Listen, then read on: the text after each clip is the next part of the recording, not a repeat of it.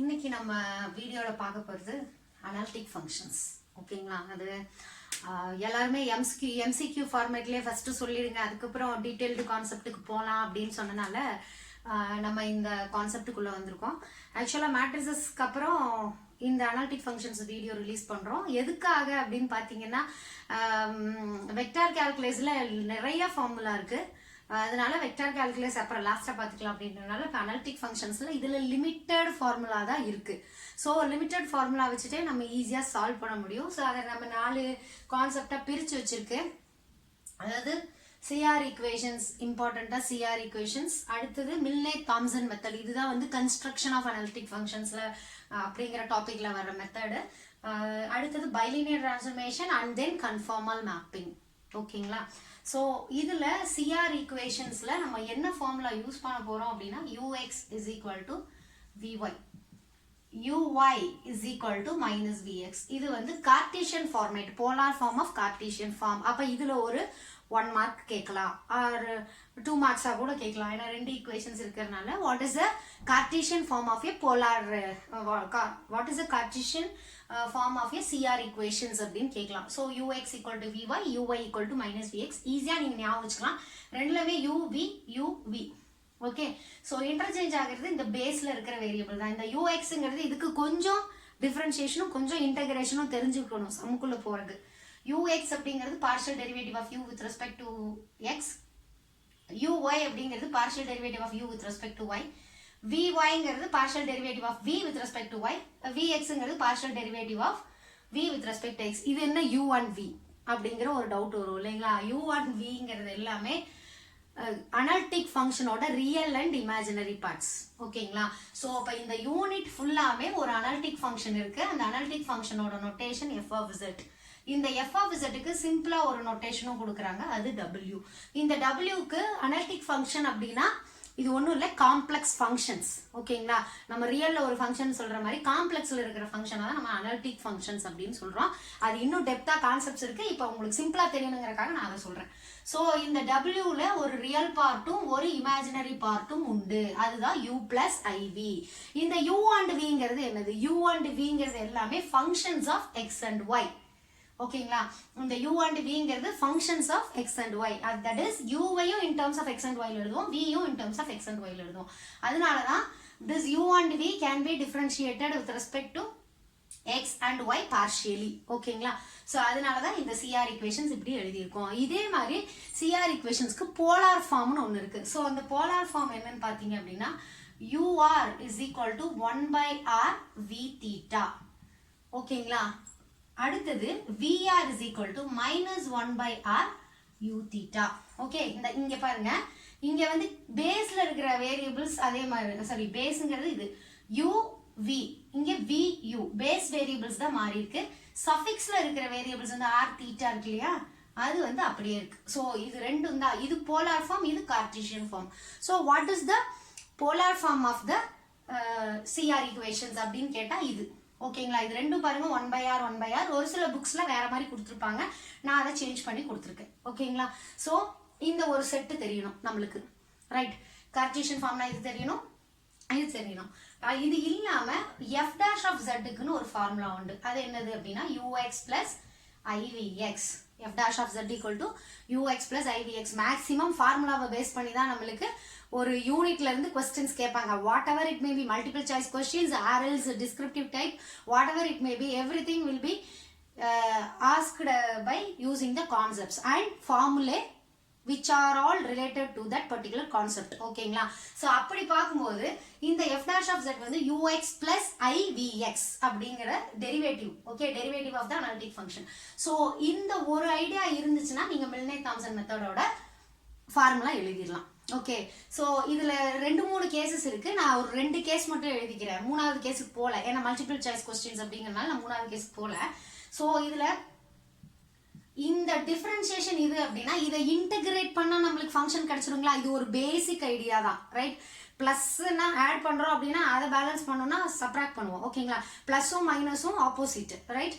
அதே மாதிரி தான் இங்கே இன்டகிரேஷனுக்கு இன்னொரு பேர் என்ன அப்படின்னா ஆன்டி டெரிவேட்டிவ். தட் இஸ் ஒரு ஃபங்க்ஷன் டெரிவேட்டிவ் ஃபங்க்ஷன் இருந்ததுன்னா நம்ம அதை இன்டகிரேட் பண்ணோம்னா நம்மளுக்கு அந்த ஃபங்க்ஷன் கிடைச்சிரும். டிஃபரன்ஷியேஷன் ஆஃப் ஃபங்க்ஷனை நான் இன்டகிரேட் பண்ணனா எனக்கு ஃபங்க்ஷன் எக்ஸிஸ்ட் ஆகும். ஓகேங்களா?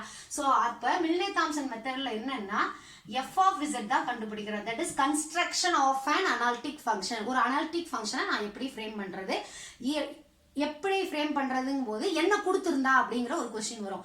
ஸோ என்ன கொடுத்துருந்தா அப்படின்னா ரியல் பார்ட் கொடுத்துருந்தா நான் எப்படி அனாலிட்டிக் ஃபங்க்ஷன் ஃப்ரேம் பண்ணுவேன், இமேஜினரி பார்ட் கொடுத்துருந்தா நான் எப்படி ஃப்ரேம் பண்ணுவேன்.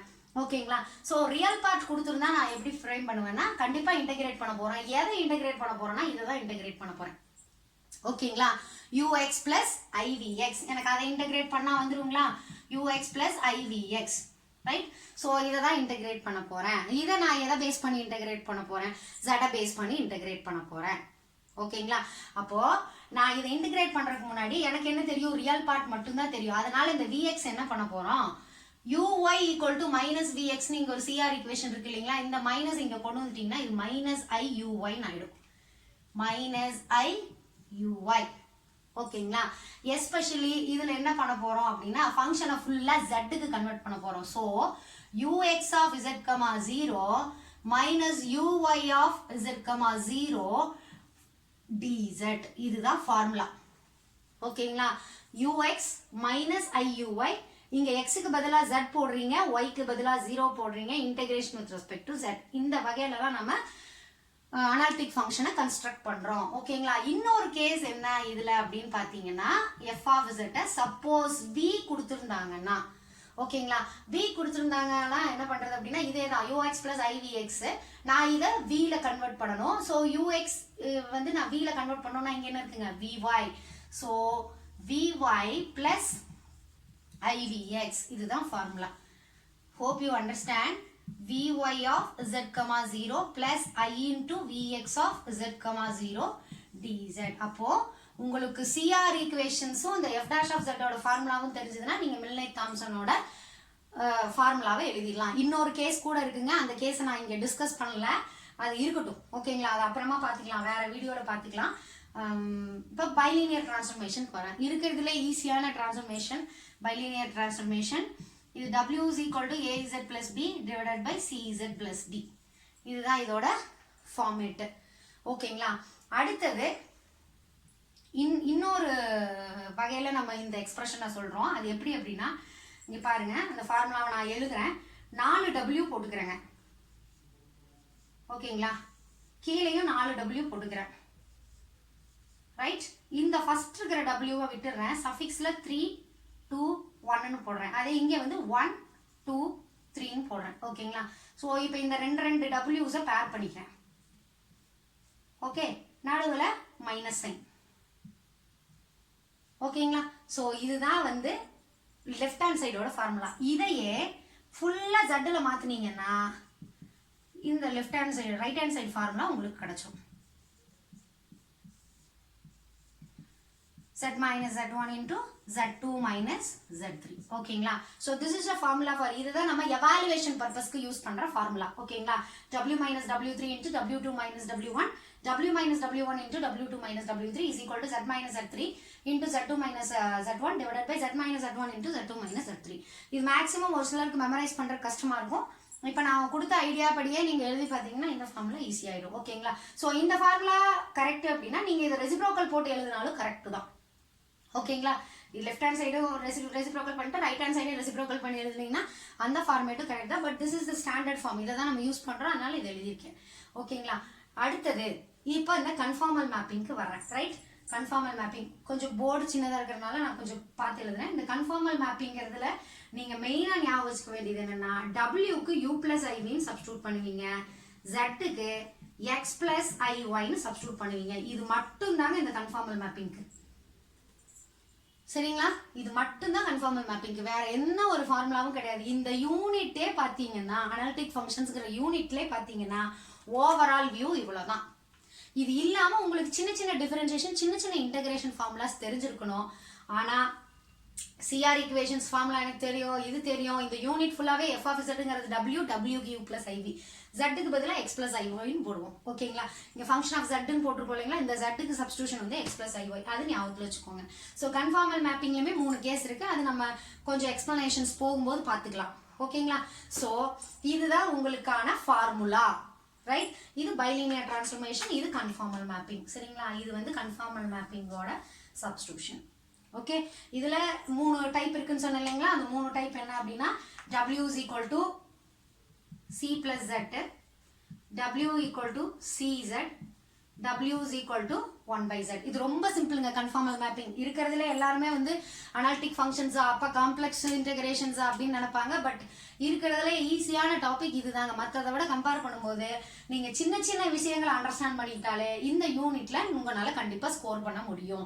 So first of all multiple choice கொஸ்டினுக்கு நம்ம போறோம் அப்படின்னா டெஃபினட்டா நம்மளுக்கு அந்த யூனிட்ல இருக்கிற ஃபார்முலா தரவா தெரியணுங்க. ஸோ ஃபார்முலாவை ஃபர்ஸ்ட் தரவு பண்ணிக்கோங்க.